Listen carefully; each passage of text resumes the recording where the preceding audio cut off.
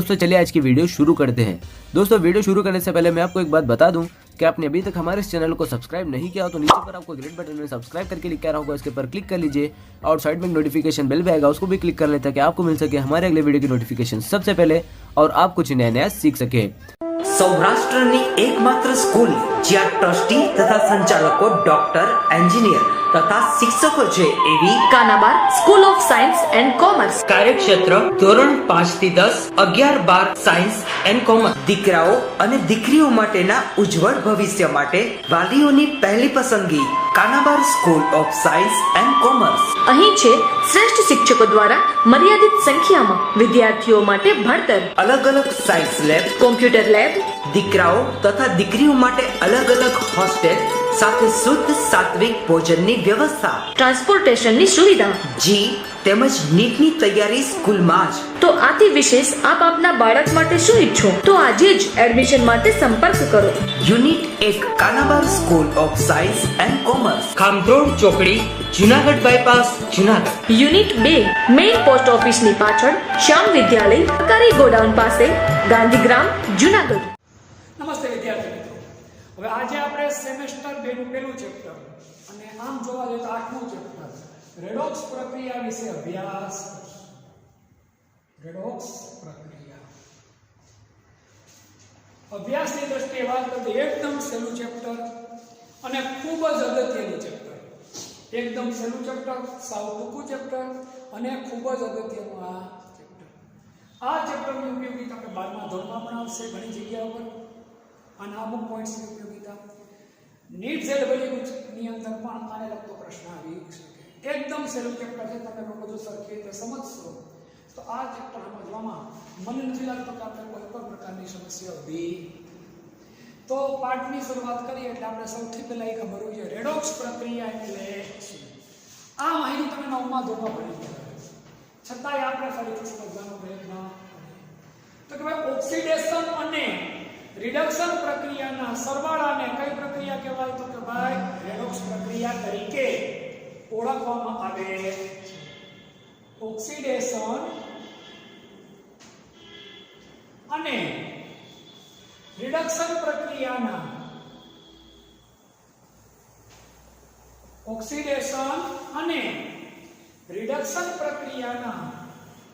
સરવાળાને કઈ પ્રક્રિયા કહેવાય તો કે રેડોક્સ પ્રક્રિયા તરીકે ઓળખવામાં આવે છે. ઓક્સિડેશન અને રિડક્શન પ્રક્રિયાના સરવાળાને રેડોક્સ પ્રક્રિયા તરીકે ઓળખવામાં આવે છે. મગજમાં નવો પ્રશ્ન ઊભો થાય કે સાહેબ ઓક્સિડેશન પ્રક્રિયા એટલે શું અને રિડક્શન પ્રક્રિયા એટલે શું. આ નવો પ્રશ્ન આપણા મગજમાં ઊભો થાય. તો પહેલા આપણે સમજીએ ઓક્સિડેશન અને રિડક્શન. બહુ સહેલા પોઈન્ટ છે એ જોઈએ.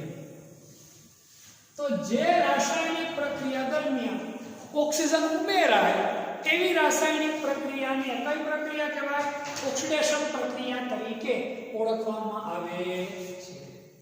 જે રાસાયણિક પ્રક્રિયા દરમિયાન ઓક્સિજન શું થાય? ઉમેરાય. શું થાય? ઉમેરાય. તેવી રાસાયણિક પ્રક્રિયાને કઈ પ્રક્રિયા કહેવાય? ઓક્સિડેશન પ્રક્રિયા તરીકે ઓળખવામાં આવે છે. જે રાસાયણિક પ્રક્રિયા દરમિયાન ઓક્સિજન ઉમેરાય એવી રાસાયણિક પ્રક્રિયાને ઓક્સિડેશન પ્રક્રિયા તરીકે ઓળખવામાં આવે છે. આથી સદંતર ઉલટી રિડક્શન પ્રક્રિયા. જે રાસાયણિક પ્રક્રિયા દરમિયાન ઓક્સિજન દૂર થાય છે એવી રાસાયણિક પ્રક્રિયાને કઈ પ્રક્રિયા કહેવાય? રિડક્શનની પ્રક્રિયા તરીકે ઓળખવામાં આવે છે. જે રાસાયણિક પ્રક્રિયા દરમિયાન ઓક્સિજન દૂર થાય તેવી રાસાયણિક પ્રક્રિયાને કઈ પ્રક્રિયા કહેવાય તો કે ભાઈ રિડક્શન પ્રક્રિયા તરીકે ઓળખવામાં આવે છે. બીજી વ્યાખ્યા, જે રાસાયણિક પ્રક્રિયા દરમિયાન હાઇડ્રોજન દૂર થાય એવી રાસાયણિક પ્રક્રિયાને કઈ પ્રક્રિયા કહેવાય? ઓક્સિડેશન પ્રક્રિયા કહે છે. જે રાસાયણિક પ્રક્રિયા દરમિયાન હાઇડ્રોજન દૂર થાય એવી રાસાયણિક પ્રક્રિયાને કઈ પ્રક્રિયા કહેવાય? ઓક્સિડેશન પ્રક્રિયા તરીકે ઓળખવામાં આવે છે. એથી ઉલટું જે રાસાયણિક પ્રક્રિયા દરમિયાન હાઇડ્રોજન ઉમેરાય એવી રાસાયણિક પ્રક્રિયાને કઈ પ્રક્રિયા તરીકે ઓળખવામાં આવે? રિડક્શન પ્રક્રિયા તરીકે ઓળખવામાં આવે. જે રાસાયણિક પ્રક્રિયા દરમિયાન હાઇડ્રોજન ઉમેરાય એવી રાસાયણિક પ્રક્રિયાને કઈ પ્રક્રિયા કહેવાય? તો કે ભાઈ રિડક્શન પ્રક્રિયા તરીકે ઓળખવામાં આવે. ક્લિયર?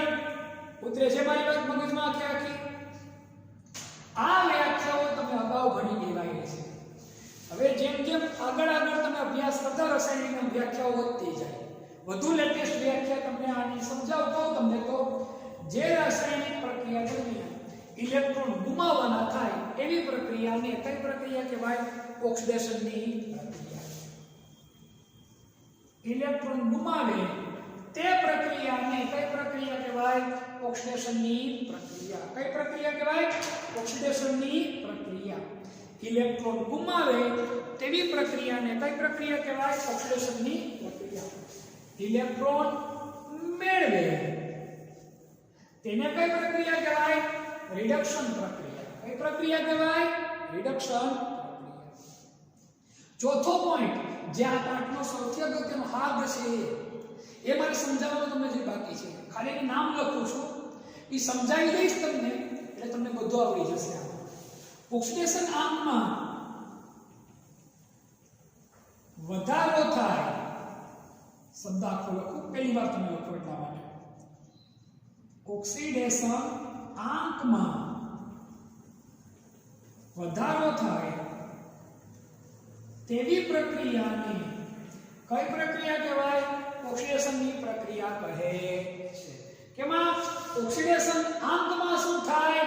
વધારો થાય તેવી પ્રક્રિયાને કઈ પ્રક્રિયા કહેવાય? ઓક્સિડેશન પ્રક્રિયા કહે છે. ઓક્સિડેશન આંકમાં ઘટાડો થાય તેવી પ્રક્રિયાને કઈ પ્રક્રિયા કહે છે? રિડક્શન પ્રક્રિયા કહે છે. ઓક્સિડેશન આંકમાં ઘટાડો થાય તેવી પ્રક્રિયાને કઈ પ્રક્રિયા કહેવાય? રિડક્શન પ્રક્રિયા તરીકે ઓળખવામાં આવે છે. તો ઓક્સિડેશનની ચાર અગત્યની વ્યાખ્યા, ચાર અગત્યની કોની વ્યાખ્યા આપણે જોઈ તો કે ભાઈ રિડક્શનની. હવે 99% જગ્યા પર એવું હોય ઓક્સિડેશન અને રિડક્શન બંને પ્રક્રિયા ભેગી જ થાય. ઓક્સિડેશન અને રિડક્શન પ્રક્રિયા 99% જગ્યા પર કેવી થાય તો કે ભેગી જ થાય. ઓક્સિડેશન થાય એટલે રિડક્શન આપોઆપ થાય ને. અને બંનેનો સરવાળો થાય એટલે સમગ્ર પ્રક્રિયાને કઈ પ્રક્રિયા કહીએ આપણે? રેડોક્સ પ્રક્રિયા તરીકે ઓળખીએ છીએ. એક એક્ઝામ્પલ આપણે જોઈએ.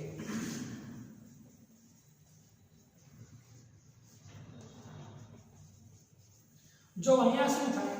સોડિયમ ઇલેક્ટ્રોન નું છે 2 8 કેટલા સોડિયમ છે? 2. ક્લોરીન 2 8 7 પોતાનો ઇલેક્ટ્રોન આપે. હવે જો સોડિયમ છે ઇલેક્ટ્રોન ગુમાવી, સોડિયમ ઇલેક્ટ્રોન ગુમાવીને શું બનાવે? NaCl. એટલે આ પ્રક્રિયાને કઈ પ્રક્રિયા કહેવાય? ઓક્સિડેશન અર્ધ પ્રક્રિયા. અડધી થાય એટલે હું લખો શબ્દ ઓક્સિડેશન પ્રક્રિયા છે પણ સમગ્ર પ્રક્રિયા કેવી થાય? અડધી. એટલે એનો શબ્દ કેવો વાપરો? ઓક્સિડેશન અર્ધ પ્રક્રિયા. અહીંયા ક્લોરીન છે એ ઇલેક્ટ્રોન મેળવી અને શું બનાવે? NaCl.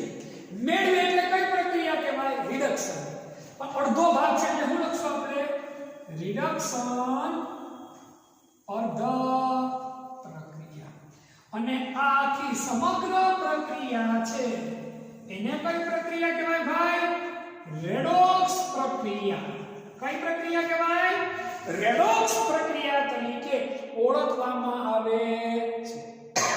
ફરી એકવાર સોડિયમ ક્લોરાઇડ નું એક્ઝામ્પલ લઈએ આપણે લોકો. તો સોડિયમ પોતાનો ઇલેક્ટ્રોન ગુમાવે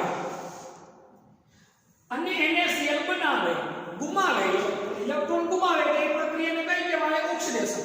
પણ ક્લોરીન ને આપણે ભેગું નથી લીધું એટલે આ પ્રક્રિયાને કઈ પ્રક્રિયા કહેવાય? ઓક્સિડેશન અર્ધ પ્રક્રિયા.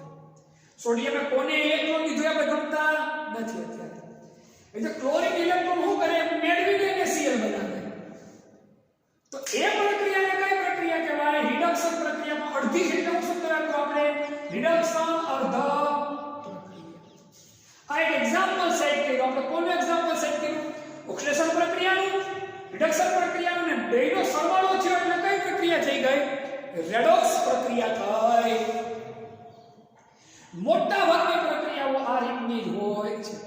પ્રશ્ન ઊભો થાય શાળામાં H2 ક્યાં ઉમેરવામાં, આમાં સોરી H2 ક્યાં દૂર છે, O2 ક્યાં ઉમેરવાનું. તો આ બંને વ્યાખ્યા બંને વ્યાખ્યા એટલા માટે ગણાણી કે ભાઈ આ બંને વ્યાખ્યા તો ઓક્સિજન હાઇડ્રોજન હોય એવા તત્વોને જ લાગુ પડતી, એવી પ્રક્રિયા લાગુ પડતી. પછી આ વ્યાખ્યા વધારે બતાવી, એના કરતાં વધુ લેટેસ્ટ વ્યાખ્યા કઈ કરી? મગજમાં પ્રશ્નો થશે, આ વ્યાખ્યામાં મેં કઈ લાગે વળગે? તો કે હા, હું તમને આ મુદ્દો ભણાવીશ ઓક્સિડેશન આંકડો, ઈ પૂરો થશે એટલે તમને આપોઆપ આ સમીકરણની અંદર આ વ્યાખ્યા પણ બેસાડતા આવડી જશે કે ભાઈ આના ઓક્સિડેશન આંકમાં વધારો થયો છે, અન્ય ઇલેક્ટ્રોન મેળવેલ ઓક્સિડેશન આંકમાં શું થયો? ઘટાડો થયો છે. ઈ તમને આપોઆપ ખબર પડી જશે. ક્યારે ખબર પડશે? જ્યારે હું તમને ઓક્સિડેશન આંક વાળો પોઈન્ટ સમજાવીશ ત્યારે. ઈ પોઈન્ટ આપણે આટલું હજી મારે આના સિવાયનો મુદ્દો લેવો છે લઈ લો, પછી મારે તમને એ જ મુદ્દો સમજાવવાનો છે. ખૂબ જ અગત્યનો મુદ્દો છે એટલે આની આપણે સ્ક્રીનશોટ આનો તમે લઈ લો. ફરી એકવાર રેડોક્સ પ્રક્રિયા, તો ઓક્સિડેશન અને રિડક્શન પ્રક્રિયાના સરવાળાને કઈ પ્રક્રિયા કહેવાય? રેડોક્સ પ્રક્રિયા તરીકે ઓળખવામાં આવે છે. ઓક્સિડેશન અને રિડક્શન પ્રક્રિયાના સરવાળાને કઈ પ્રક્રિયા તરીકે ઓળખવામાં આવે? તો કે ભાઈ રેડોક્સ પ્રક્રિયા તરીકે ઓળખવામાં આવે છે. તો મગજમાં પ્રશ્ન ઊભો થશે, ઓક્સિડેશન પ્રક્રિયા કોને કહેવાય? રિડક્શન પ્રક્રિયા કોને કહેવાય?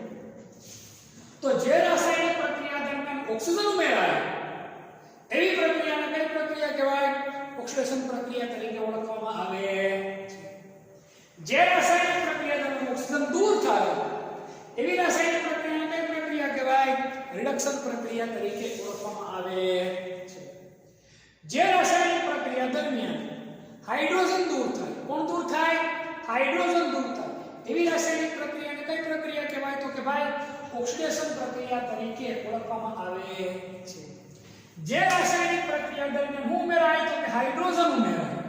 શું ઉમેરાય? હાઇડ્રોજન ઉમેરાય એવી રાસાયણિક પ્રક્રિયાને કઈ પ્રક્રિયા કહેવાય? તો કે ભાઈ રિડક્શન પ્રક્રિયા તરીકે ઓળખવામાં આવે છે. ઇલેક્ટ્રોન ગુમાવવાની પ્રક્રિયાને કઈ પ્રક્રિયા કહેવાય? ઓક્સિડેશન પ્રક્રિયા. ઇલેક્ટ્રોન મેળવે એ પ્રક્રિયાને કઈ પ્રક્રિયા કહેવાય? રિડક્શન પ્રક્રિયા કહેવાય. ઓક્સિડેશન પ્રક્રિયા દરમિયાન ઓક્સિડેશન આંકમાં હંમેશા શું થાય? તો કે વધારો જ થાય. ઓક્સિડેશન આંકમાં ઘટાડો થાય તેવી પ્રક્રિયાને કઈ પ્રક્રિયા કહીએ આપણે? રિડક્શન પ્રક્રિયા કહીએ. આપણે એક સામાન્ય એક્ઝામ્પલ આપણે શું કર્યું તો કે લીધું. બસ આટલું તમને ખ્યાલ એટલે તમારા માટે શું થઈ ગયું તો કે ઘણું બધું. મેં અર્ધ શબ્દ હું કામ લખ્યો એ ખબર હોવી જોઈએ. માત્ર અડધી પ્રક્રિયા બતાવી.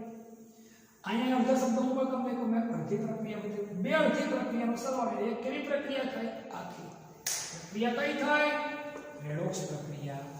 આગળ આ ચેપ્ટરમાં આ બધા પોઈન્ટ તમારે ભણવાના થશે, કામના છે. અને એકદમ કેવા પોઈન્ટ છે તો કે ભાઈ સહેલા, બહુ અગત્યનો પોઈન્ટ છે.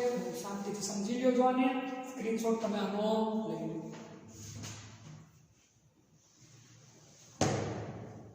તમે લોકોએ બીજા સેમેસ્ટરના સાહિત્ય તમારી પાસે હશે જ, પણ એનો ઉપયોગ તો કરવાનો જ. ભેગા ભેગા આ પોઈન્ટનો વધારે પડતો ઉપયોગ કરો. આટલી માહિતી કરશો ને તમારા માટે ઘણી બધી થઈ જશે. હવે હું તમને આમાં થોડીક બીજી વધારે અગત્યના પોઈન્ટ તમને સમજાવું છું. બે નવા શબ્દો આવે છે બીજા. એક છે ઓક્સિડેશન કરતા,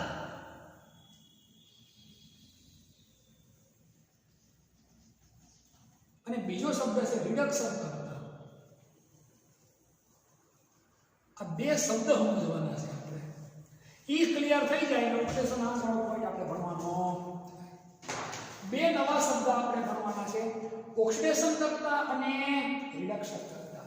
કોણ? તો કે ભાઈ ઓક્સિડેશન કરતા અને રિડક્શન કરતા. આ બે શબ્દો આપણે સમજવાના છે. એક ઓક્સિડેશન કરતા અને બીજો કે શબ્દ તો કે ભાઈ રિડક્શન કરતા. આ બે શબ્દો આપણે સમજવાના છે. તો રસાયણ વિજ્ઞાનમાં ઘણી બધી બાબતોમાં નામ પ્રમાણે કામ મેં તમને કીધેલું છે. કોના પ્રમાણે છે કે ભાઈ નામ પ્રમાણે કામ. અહીંયા એ જ વસ્તુ આપણે બનશે. શબ્દ છે રિડક્શન કરતા, એટલે હું છો રિડક્શન કરનાર. કોનું? તો કે બીજાનું. પોતાનું કરે એને રિડક્શન કરતા ના કહેવાય. બીજાનું કરે પાલન કરતા કોને કહેવાય? બીજાનું પાલન કરે એને પાલન કરતા કહેવાય. એમ અહીંયા બીજાનું રિડક્શન કરે અને બીજાનું રિડક્શન કરે પોતાનું આપોઆપ થઈ જાય ઓક્સિડેશન, અને પોતાનું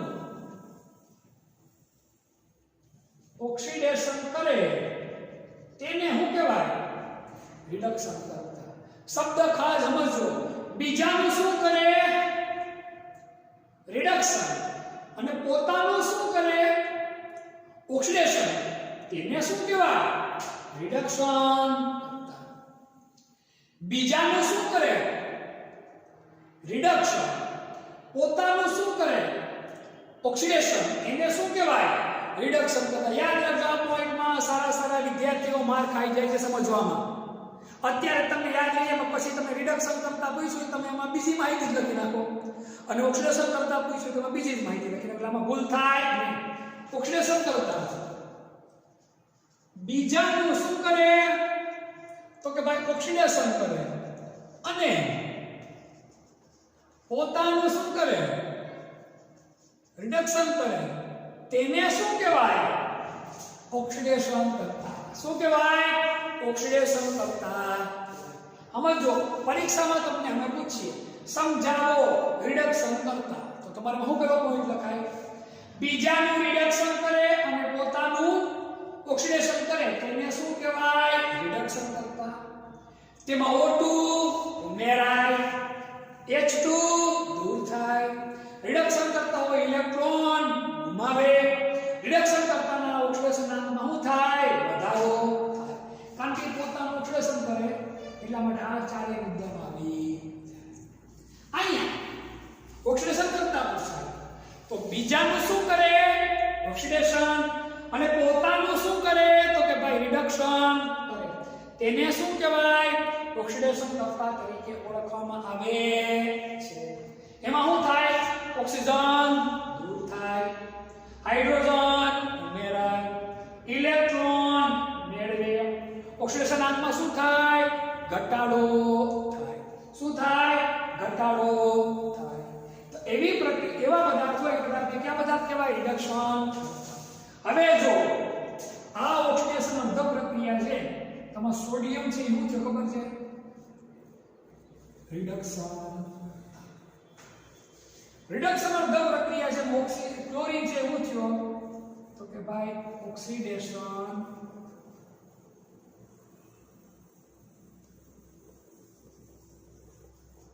કરતા. રિડક્શન અર્ધ પ્રક્રિયા એ શું કહેવાય? ઓક્સિડેશન કરતા. ઓક્સિડેશન અર્ધ પ્રક્રિયા એ શું કહેવાય? તો કે રિડક્શન કરતા. શબ્દ જો આટલો મગજમાં ઉતરી જાય તમને તો રિડક્શન કરતાની માહિતી પૂછાય તો ખાલી વ્યાખ્યા, પછી બધા મુદ્દા પણ લખી નાખવાના આપણે. ઓક્સિડેશન. ઓક્સિડેશન કરતા પૂછાય કે વ્યાખ્યા એટલે યાદ રાખવાની નામ પ્રમાણે. બીજાનું ઓક્સિડેશન કરે, બીજાનું ઓક્સિડેશન કરે તો પોતાનું આપોઆપ થઈ જાય રિડક્શન. વ્યાખ્યા આપણે આપી ગઈ એટલે પછી આ ચાર અગત્યના મુદ્દા. સમીકરણ બનાવતા આપણે આવડે. ઓક્સિડેશન અર્ધ પ્રક્રિયાનું સમીકરણ બનાવ્યું કોના માટેનું કહેવાય? રિડક્શન કરતા માટેનું કહેવાય. રિડક્શન અર્ધ પ્રક્રિયાનું સમીકરણ બનાવ્યું કોના માટેનું કહેવાય? ઓક્સિડેશન અર્ધ કરતા માટેનું કહેવાય. જો છે એકદમ છેલ્લી વસ્તુ, એકદમ સહેલું છે પણ કન્ફ્યુઝ કરે જો સરખી રીતે ન સમજીએ એટલે ફરી એકવાર તમને બધાને કહીશ, આ મુદ્દો છે એ તમારે બધાએ એકદમ વ્યવસ્થિત રીતે એકદમ સરખી રીતે સમજવો જોઈએ. હજી એક્ઝામ્પલથી તમને આ વસ્તુ સમજાવું. આનો સ્ક્રીનશોટ લઈ લો એટલે આ સમીકરણ કરીને નવા સમીકરણમાં આ વસ્તુ સમજવાનો પ્રયત્ન કરીએ.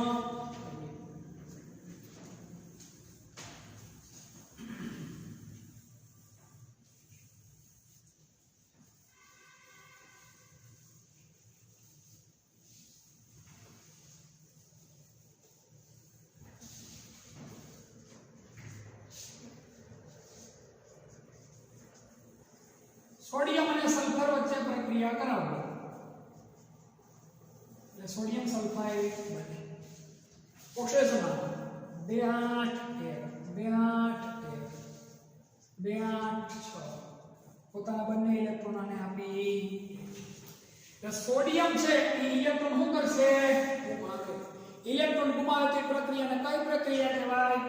ઓક્સિડેશન અર્ધ પ્રક્રિયા, અથવા આને શું કહેવાય? રિડક્શન કરતા. આવડી ગયું? સલ્ફર છે એ શું કરશે? તો કે ઇલેક્ટ્રોન શું કરે? મેળવે અને શું બનાવે? Na2S. એટલે આને શું કહેવાય? તો કે ભાઈ રિડક્શન અર્ધ પ્રક્રિયા. શું કહેવાય?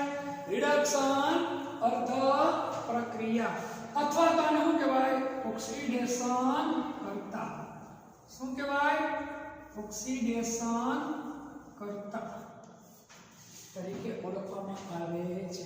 અને ઓક્સિડેશન અર્ધ પ્રક્રિયા અને રિડક્શન અર્ધ પ્રક્રિયાના સરવાળાને કઈ પ્રક્રિયા કહેવાય? રેડોક્સ પ્રક્રિયા કહે. કઈ પ્રક્રિયા કહેવાય? રેડોક્સ પ્રક્રિયા કહે છે. ક્લિયર વસ્તુ? જો બહુ સહેલો મુદ્દો બને છે. બસ થોડી આપણે ઊંચાણ રાખવા છે, પોતાની બુદ્ધિ રાખવાની છે. શાંતિથી આ વસ્તુ ચેક કરી લેજો. આ રીતનું સમીકરણ બને. બસ આટલું આપણે સમજાય છે કે આપણા માટે આ પોઈન્ટમાં ઘણું બધું આવી જાય. સ્ક્રીનશોટ આનો. હવે વધુ એક અગત્યનો પોઈન્ટ પછી આપણે ભણીએ ઓક્સિડેશન આંકનો. સ્ક્રીનશોટ આનો.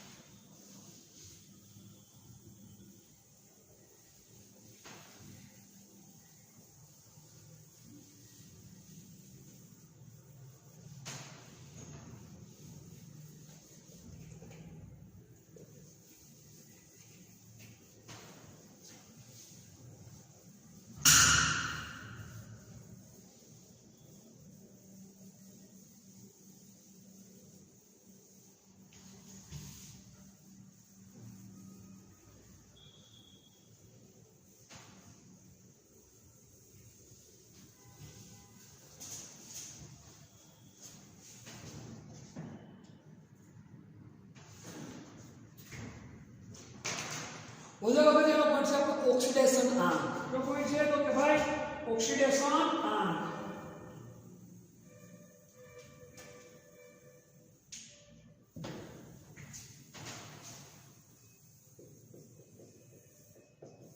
ઓક્સિડેશન આંક અને તેના નિયમો. ઓક્સિડેશન આંક અને તેના નિયમો વધુ એક અગત્યનો પોઈન્ટ છે. સ્પેસિફિક વ્યાખ્યા તો બનતી નથી ઓક્સિડેશન આંકની, પણ એની નજદીકની એક વ્યાખ્યા આપણે પોતાની રીતે બનાવી નાખીએ કે કોઈ પણ તત્વ જેટલા ઇલેક્ટ્રોન ગુમાવે કે કેટલા ઇલેક્ટ્રોન મેળવીને જે વીજભાર ધરાવે તે વીજભારને શું કહેવાય? તે તત્વનો ઓક્સિડેશન આંક તરીકે ઓળખવામાં આવે છે. કોઈ પણ તત્વ જે કેટલા ઇલેક્ટ્રોન ગુમાવે તે શું કરે? મેળવે. આપણે અગાઉ ભણી ગયા ઇલેક્ટ્રોન ગુમાવે એટલે કેન બને? ધન આયન. ઇલેક્ટ્રોન મેળવે એટલે કેન બને? તો કે ઋણ આયન બને. કેન બને? ઋણ આયન બને. તો કે જેટલા ઇલેક્ટ્રોન ગુમાવે અથવા તો ઇલેક્ટ્રોન શું કરે? મેળવે. અને એના કારણે જે વીજભાર ધરાવે એ વીજભારને તે તત્વનો શું કહેવાય? ઓક્સિડેશન આંક કહે.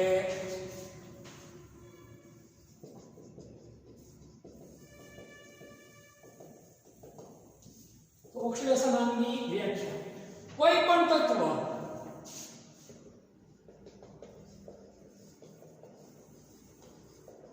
જેટલા ઇલેક્ટ્રોન ગુમાવે કે પછી શું કરે?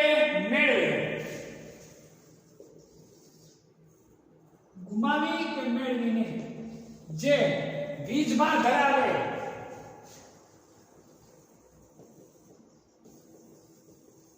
તે વીજભારની તે તત્વનું શું કહેવાય? ઓક્સિડેશન આંક કહે છે. શું કહેવાય? ઓક્સિડેશન આંક કહે છે. બહુ સહેલી ને ટૂંકમાં આપણે વ્યાખ્યા બનાવવાનો પ્રયત્ન કર્યો. હવે ઓક્સિડેશન આંક નક્કી કરવા માટેના અલગ અલગ કેટલાક નિયમો છે જે આપણે ભણવાના છે. એ પણ ખૂબ જ સહેલા છે, આપણે આવડવા જ જોઈએ. હવે ઓક્સિડેશન આંક નક્કી કરવા માટેના ઓ આંક સમજવાનું તમારે. ઓક્સિડેશન આંક નક્કી કરવા માટેના નિયમો. હવે આપણે આ પોઈન્ટ ઉપર આપણે અભ્યાસ કરવાનો થાય કે ભાઈ ઓક્સિડેશન આંક કઈ રીતે નક્કી. આના માટેનો નિયમ, એના માટે કેટલાક નિયમો છે એ આપણે સમજી ગયા. નિયમો એકદમ સહેલા છે, તરત આપણે આવડી જાય છે. જો નિયમો તમે સરસ રીતે સમજી ગયા હોય તો મોટા ભાગની રાસાયણિક પ્રક્રિયા આપણા માટે કેવી થઈ જાય તો કે ભાઈ એકદમ સહેલી થઈ જાય. એટલે હવે આપણે વધુ એક અગત્યનો પોઈન્ટ ભણીએ છીએ ઓક્સિડેશન આંકના નિયમો. આ મારી દ્રષ્ટિએ ખૂબ જ અગત્યના પોઈન્ટમાંનો એક પોઈન્ટ છે. આને આધારિત જ પ્રશ્ન નીટ જનરલીમાં આવી શકતો હોય, એટલે આ વસ્તુ આપણા મગજમાં હોવી જોઈએ. તો પહેલો નિયમ, મુક્ત અવસ્થામાં રહેલા પરમાણુનો ઓક્સિડેશન આંક હંમેશા કેવો હોય? શૂન્ય હોય.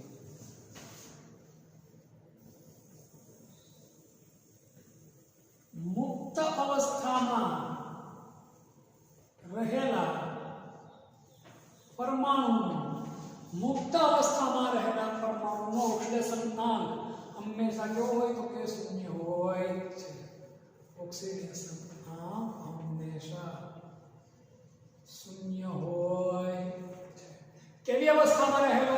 મુક્ત અવસ્થામાં. દાખલા તરીકે H2 Cl2 O2 P4 Na MgAl વગેરે અણુ સ્વરૂપે છે. આપણે આ પરમાણુ સ્વરૂપે છે. આ બધાનો ઓક્સિડેશન આંક કેવો હોય તો કે ભાઈ 0. કેવો હોય? 0. આ કયો નિયમ છે તો કે પહેલો નિયમ. કારણ કે અત્યારે મુક્ત અવસ્થામાં છે, કાંઈ ઇલેક્ટ્રોન ગુમાવતા નથી કે ઇલેક્ટ્રોન મેળવતા નથી. હજી સુધી આને કે ઇલેક્ટ્રોન ગુમાવ્યો નથી કે ઇલેક્ટ્રોન મેળવવો નથી.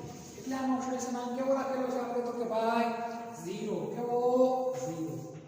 હવે આપણે જઈએ બીજા નિયમમાં. કયા નિયમમાં જઈએ આપણે તો કે ભાઈ બીજા નિયમમાં. એક પરમાણુય આયનનો ઓક્સિડેશન આંક. એક પરમાણુય આયનનો ઓક્સિડેશન આંક. એક પરમાણુય આયનનો ઓક્સિડેશન આંક તેના પર રહેલા વીજભાર જેટલો હોય છે. તેના પર રહેલા વીજભાર જેટલો હોય. એક પરમાણુય આયનનો ઓક્સિડેશન આંક તેના પર રહેલા કોનો જેટલો હોય તો કે ભાઈ વીજભાર જેટલો હોય. દાખલા તરીકે Na+ હોય તમારી પાસે તો આનો ઓક્સિડેશન આંક કેટલો ગણવાનો આપણે? +1. Cl- હોય તો આનો ઓક્સિડેશન આંક કેટલો ગણવાનો આપણે? -1. Mg+2 હોય તમારી પાસે, આમ લખેલું હોય સમજી લેવાનું. આનો ઓક્સિડેશન આંક કેટલો હોય? +2. Al+3 હોય તો આનો ઓક્સિડેશન આંક કેટલો હોય? તો ભાઈ +3. S-2 હોય તો આનો ઓક્સિડેશન આંક કેટલો હોય? -2. O-2 હોય તો ઓક્સિડેશન આંક કેટલો હોય? -2. N-3 લખેલો હોય તો ઓક્સિડેશન આંક કેટલો થઈ જાય? -3. ઉપર જે આંકડો હોય એનો શું હોય? ઓક્સિડેશન આંક હોય. શું હોય? ઓક્સિડેશન આંક. એની વેલ્યુ વધુ 7 સુધી હોય. કેટલી હોય? 7 સુધી. બરાબર? આથી વધુની વેલ્યુ શક્ય જ નથી. આ થાય બીજો નિયમ. ફરીવાર એક પરમાણુય આયનનું ઓક્સિડેશન આંક તેના પર રહેલા વીજભાર જેટલો હોય. જેટલો વીજભાર એટલો શું એનો ઓક્સિડેશન આંક. જેટલો વીજભાર એટલો જ શું એનો ઓક્સિડેશન આંક. ઓક્સિડેશન આંક. એક પરમાણુય આયનનો ઓક્સિડેશન આંક તેના ઉપર રહેલા વીજભાર જેટલો હોય છે. આના ઉપરથી એક વસ્તુ યાદ રાખવા જેવી બાબત એ આવે, આલ્કલી ધાતુ. આલ્કલી ધાતુ એટલે કોણ? તો કે સમૂહ એકના તત્વો, જે આપણે આ સેમેસ્ટરમાં ભણશું, અગાઉની માહિતી ભણેલ છે. સમૂહ એકના તત્વોનો ઓક્સિડેશન આંક હંમેશા +1 જ હોય. એને હોય કે હોય એનો ઓક્સિડેશન આંક હંમેશા કેવો હોય? +1 હોય. લિથિયમ હોય કેટલો હોય? +1. પછી આલ્કાઇન અર્ધ ધાતુ તત્વો, આલ્કલાઇન અર્ધ ધાતુ તત્વો એટલે ક્યાં? સમૂહ 2 ના તત્વો. કોણ? તો કે બેરિલિયમ, મેગ્નેશિયમ, કેલ્શિયમ વગેરે નો ઓક્સિડેશન આંક હંમેશા +2 જ હોય. એટલે સમૂહ 1 ના તત્વો આપેલો તો આપણે આંખ બંધ કરીને ઓક્સિડેશન આંક કેટલો મૂકી દેવાનો? +1. સમૂહ 2 ના તત્વો આપેલા હોય તો આપણે આંખ બંધ કરીને ઓક્સિડેશન આંક કેટલો મૂકી દેવાનો? +2 જ મૂકી દેવાનો. આના ઉપરથી એ માહિતી આપણને સ્પષ્ટ થાય છે. આટલો સ્ક્રીનશોટ લીધો. હજી મારે તમને ઘણા નિયમોના સમજાવવાના છે કે હું તમને સમજાવું, પણ યાદ રાખજો બેટા, આ નિયમો આપણને ફરજિયાતપણે આવડવા જ જોઈએ. આના વગર આપણે ચાલે એમ નથી. ફરી એકવાર, ઓક્સિડેશન કોઈ પણ તત્વ જેટલા ઇલેક્ટ્રોન ગુમાવી કે મેળવીને જે વીજભાર ધરાવે તે વીજભારને તે તત્વનો શું કહેવાય? તો ઓક્સિડેશન આંક. ઓક્સિડેશન આંક નક્કી કરવા માટેનો નિયમ પહેલો નિયમ, મુક્ત અવસ્થામાં રહેલા પરમાણુનો ઓક્સિડેશન આંક હંમેશા કેવો હોય? શૂન્ય. પરમાણુ અણુ હોય કે સંયોજન હોય ને એનો પણ ઓક્સિડેશન આંક શૂન્ય જ હોય મુક્ત અવસ્થામાં હોય તો.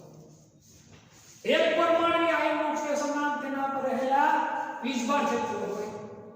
એને +1 નો +1, Cl - નો -1, +2 છે લાઈ 2 મૂકી દે, +3 છે 3 મૂકા, -3 છે તો -3 મૂકા, -2 છે તો -2 મૂકા, -2 તો -2. માઈનસનો અર્થ એટલા ઇલેક્ટ્રોન મેળવે અને પ્લસનો અર્થ એટલા ઇલેક્ટ્રોન શું કરે? ગુમાવે. તો આલ્કલી ધાતુની વાત કરીએ એનો ઓક્સિડેશન આંક હંમેશા કેટલો હોય? +1. આલ્કલી ધાતુ એટલે ક્યાં તત્વો? તો કે સમૂહ 1 ના તત્વો. આવર્ત કોષ્ટકમાં જે પેલી ઊભી લાઈનના તત્વો એને આલ્કલી ધાતુ તત્વો કહેવાય. આલ્કાઇન અર્ધ ધાતુ તત્વોનું ઓક્સિડેશન આંક હંમેશા કેટલો હોય? +2 હોય. આલ્કાઇન અર્ધ ધાતુ તત્વો એટલે ક્યાં? તો કે આવર્ત કોષ્ટકમાં ઊભી બીજી લીટીના એનો ઓક્સિડેશન આંક હંમેશા કેટલો હોય? તો કે +2. આટલી વસ્તુ તમે મગજમાં આ બે નિયમ થયા. હવે ત્રીજો નિયમ આગળ આપણે ભણી. આનો તમે પહેલા શું લઈ લો કે ભાઈ સ્ક્રીનશોટ વ્યવસ્થિત રીતે આ લોકોનો લઈ નાખો.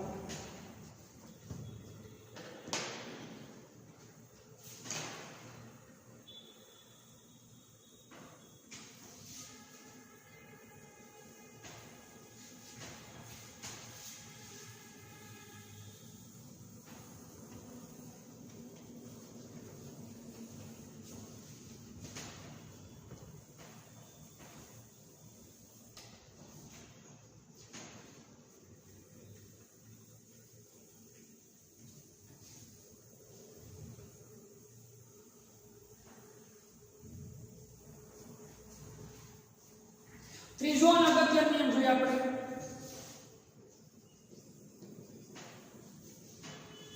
ઓક્સિડેશન આંક મોટા ભાગના સંયોજનોમાં કેટલો હોય? તો કે -2 હોય છે.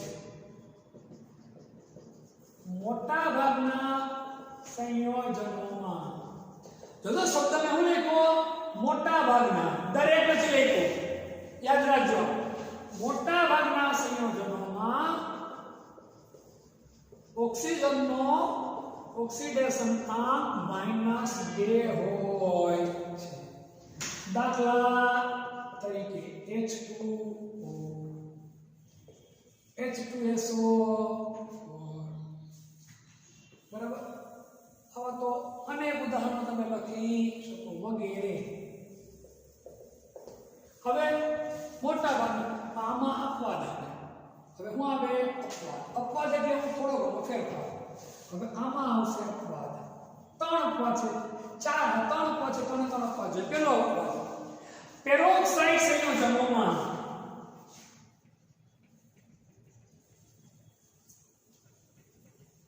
પેરોક્સાઇડ સંયોજનો, તો નવો શબ્દ આવ્યો પેરોક્સાઇડ. પેરોક્સાઇડ એટલે શું?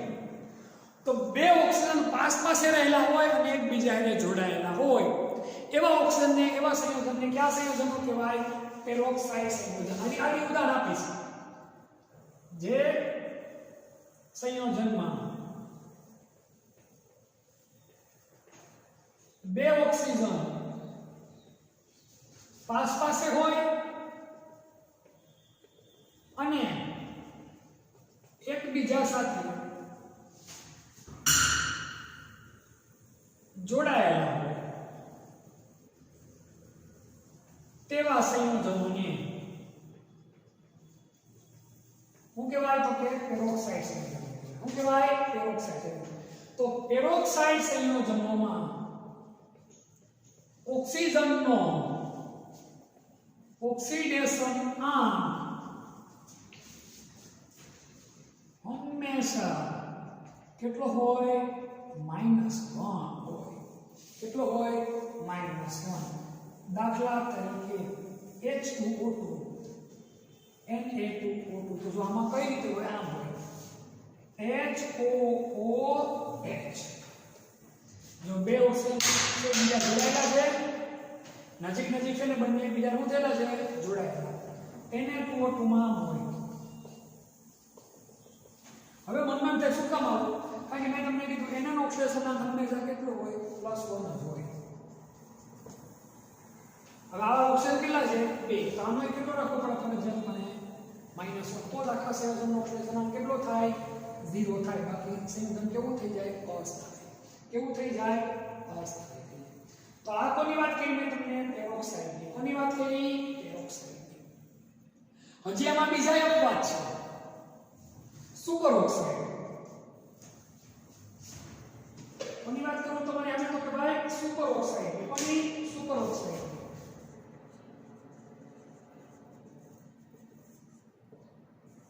સુપર ઓક્સાઇડમાં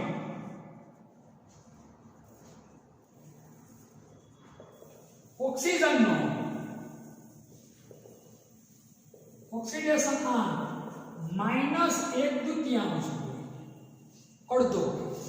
દાખલા તરીકે આના 2-3 જ એક્ઝામ્પલ છે, આપણને યાદ રહેવા જોઈએ. આના 2-3 જ એક્ઝામ્પલ છે, આપણે યાદ રહેવા જોઈએ. KO2, PbO2, CSO2, caesium dioxide. આની અંદર ઓક્સિજન કેટલો થાય? તો કે ભાઈ -1/2 થાય. આ આપણે ખબર હોવી જોઈએ. એક મિનિટ, RbO2, રૂબિડિયમ આવે, સીઝિયમ ઓક્સાઇડ. આ 3 જ એક્ઝામ્પલ આમાં યાદ રાખવાના આપણે. Rb છે, KO2, RbO2 અને CSO2. આ 3 આના એક્ઝામ્પલ. પહેલા સમૂહના તત્વો કોણ? તો કે potassium. Potassium, caesium, rubidium. Francium તો અસ્થાયી છે, પ્રક્રિયા કરતું નથી, રેડિયો સક્રિય નથી. આ 3 એક્ઝામ્પલ આપણે આમાં યાદ રાખવાના. આ પ્રકારના પ્રશ્નો નીટમાં આવી શકે. આ વધારે હજી પણ ઓક્સિજનનો અપવાદ છે. હજી પણ આમાં શું છે? તો કે એક વખત આપણે જોઈ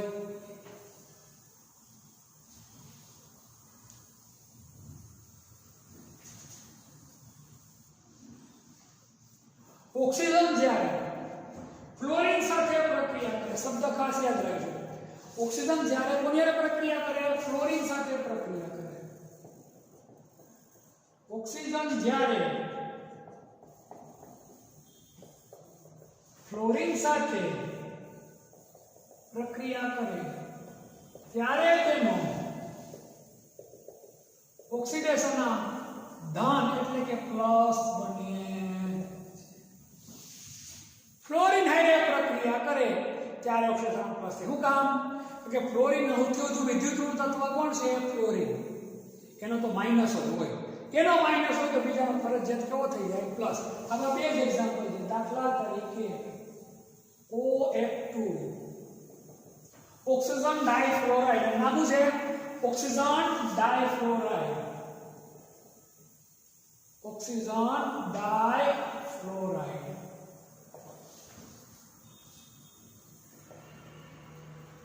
ઓક્સિજનનો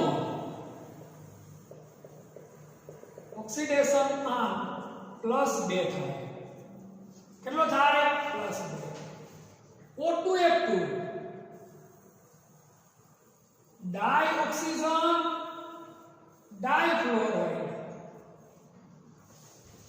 માં ઓક્સિજન નો ઓક્સિડેશન કેટલો થાય? +1 થાય. કેટલો થાય? +1.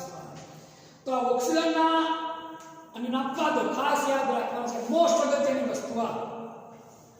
મોટા ભાગના સંયોજનોમાં ઓક્સિજનનો ઓક્સિડેશન કેટલો હોય? -2. કેટલો હોય? -2. આને આધારે ઓક્સિડેશન ની ગણતરીના દાખલા આવશે ભણવાના આપણે.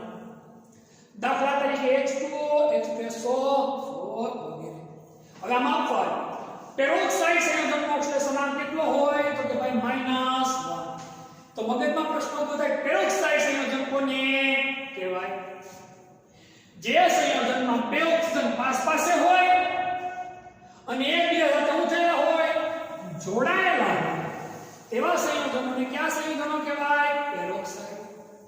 Example H2O2 Na2O2. પછી સુપર ઓક્સાઇડ ઓક્સિડેશન કેટલો હોય? તો કે ભાઈ -1. સુપર ઓક્સાઇડના ત્રણ ઉદાહરણ છે, યાદ રાખજો. KO2 RbO2 CSO2. આમ ઓક્સિજનનું પ્રમાણ અતિ વધારે હોય એટલે શું કહેવાય? Super oxide. પછી ઓક્સિજન જ્યારે યાદ રાખો માત્ર કોની સાથે પ્રક્રિયા કરે? ફ્લોરિન. ઓક્સિજન જ્યારે ફ્લોરિન સાથે પ્રક્રિયા કરે ત્યારે ઓક્સિડેશન નામ કેવો બને? ધન. એમાં બે સંયોજનો છે. કેટલા? બે. એક OF2 ઓક્સિજન ડાઇફ્લોરાઇડ. એમાં ઓક્સિજનનો ઓક્સિડેશન નામ કેટલો થાય? +2. આનો -1 એટલે -2 આનો +2 આખાનો શું થઈ જાય? 0. અને ઉપર કાંઈ નથી. O2F2 ડાઇઓક્સિજન ડાઇફ્લોરાઇડમાં ઓક્સિજનનો ઓક્સિડેશન નામ કેટલો થાય? +1. કેટલો થાય? +1 થાય. ઉતરે છે મગજમાં. આ મોસ્ટ અગત્યના પોઈન્ટમાં મેં છે. સ્ક્રીનશોટ લઈ લો. પછી હજી નિયમ છે આમાં થોડા ગયા છે આપણે જોઈ લઈએ.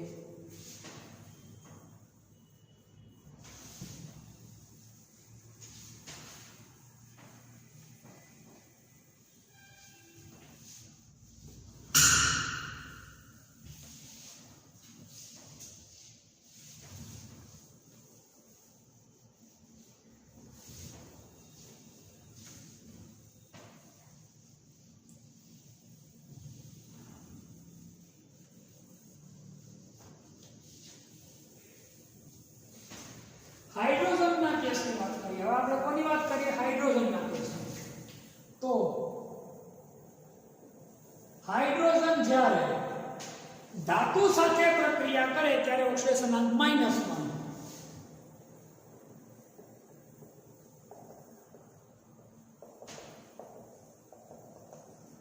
ત્યારે ઓક્સિડેશન અંક -1 બને છે. અને હાઇડ્રોજન જ્યારે અધાતુ સાથે પ્રક્રિયા કરે ત્યારે ઓક્સિડેશન અંક કેટલો બને? +1 બને. બીજી ભાષામાં વાત કરું તો હાઇડ્રોજન જ્યારે તેનાથી વધુ સક્રિય સાથે પ્રક્રિયા કરે ત્યારે -1 અને ઓછા સક્રિય સાથે પ્રક્રિયા કરે ત્યારે કેવો બને? +1. કેવો બને? +1 બને છે. દાખલા તરીકે NaH. આમાં હાઇડ્રોજનનો કેટલો થઈ ગયો? -1. HCl આમાં કેટલો થઈ ગયો? +1. સક્રિયતાના આધારે પણ તમે કરી શકો અને ધાતુ અને અધાતુના આધારે પણ તમે કરી શકો છો. તમને બધે બધો આઈડિયા મળી જાય. આ થઈ કોની વાત? તો કે ભાઈ હાઇડ્રોજન. હવે વધુ એક અગત્યનો પોઈન્ટ છે આપણે હેલોજન. કોની વાત કરીએ? હેલોજનની. હેલોજન એટલે એક સમૂહ. એક સમૂહ એટલે કેટલામો સમૂહ? 17મો સમૂહ. હેલોજનનો ઓક્સિડેશનાંક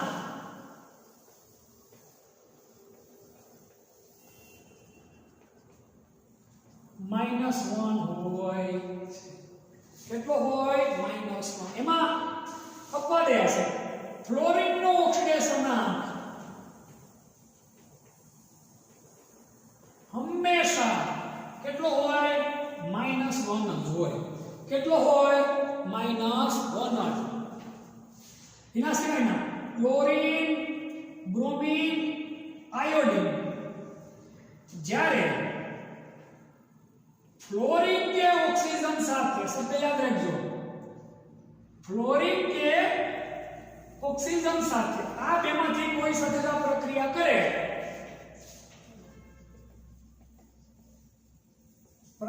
કરે તો ઓક્સિડેશનના પ્લસ એટલે કે ધન બને છે. બાકી હંમેશા -1 જ હોય. દાખલા તરીકે Cl2O2 બરાબર છે. ClO, Cl2O4, Cl2O6 આવા ઘણા બધા સંયોજનો બની શકે. આવા સંયોજનો હોય એટલે આનો ઓક્સિડેશનાંક કેવો થઈ જાય તો કે પ્લસ. તમારે એટલું જ યાદ રાખવાનું, આની હારે ઓક્સિજન કે ફ્લોરિન જોડાયેલો હોય તો આનો ઓક્સિડેશનાંક પ્લસ. બાકી હંમેશા કેટલો હોય તો કે -1 જ. કેટલો હોય? -1 જ.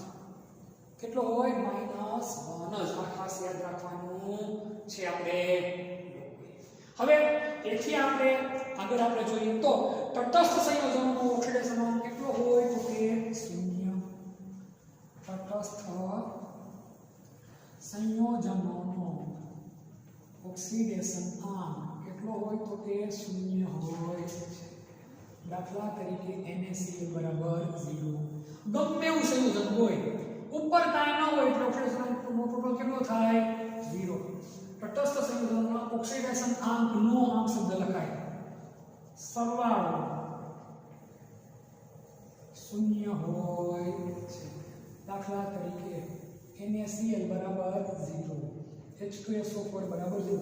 આ બધાનો જે હોય તે પણ ટોટલ સરવાળો કરશો એટલે તમારે શું થઈ જાય તો કે ભાઈ 0. શું થઈ જાય? 0. આ યાદ રાખો કે ઉપર કાંઈ માહિતી આપેલી નથી. વીજભર ધરાવતા સંયોજનો, ચલો પોઈન્ટ આનો અહીંયા લખું. વીજભાર ધરાવતા સંયોજનોનો ઓક્સિડેશન આંક તેના પર રહેલા વીજભાર જેટલો હોય છે. દાખલા તરીકે CO3 -2 હોય તો તેથી CO3 બરાબર -2.